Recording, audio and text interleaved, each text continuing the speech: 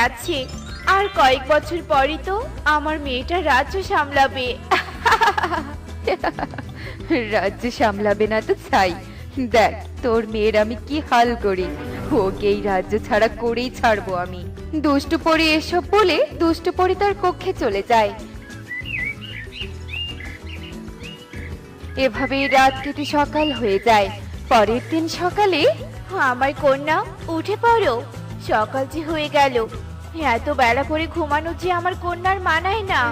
আ, আ, আ, আ, আ, আ। এ কি, আমার কন্যা কথা বলতে পারছে না কেন? কি হয়েছে আমার কন্যার? পরিকন্যা মুক্ত পরি কথা বলতে না পারায় মল্লিকা পরি ভীষণ চিন্তায় পড়ে যায়। আর অনেক চিকিৎসা করার পরও পরিকন্যা সুস্থ হয় না। এতে করে পরিরাজ্যে অনেক হই হুল্লোড় পড়ে যায়। মল্লিকা পরি আরো চিন্তায় পড়ে যায়। রানী পরি, আপনি এখানে বসে আছেন আর অন্যদিকে যে হট্টগোল পড়ে গেছে। কি বলছো এসব? কিন্তু কেন? বাকি পরীরা কোনোভাবেই এই বোবা কন্যাকে রাজ্যে দেখতে চায় না। সবাই পরিকন্যাকে রাজ্য থেকে বিতাড়িত করতে বলছে, নয়তো যে বিপদ হয়ে যাবে।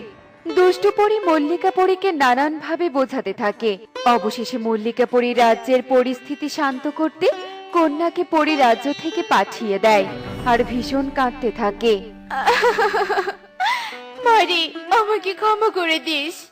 তবে তুই চিন্তা করিস না, আমি তোকে ঠিক ফিরিয়ে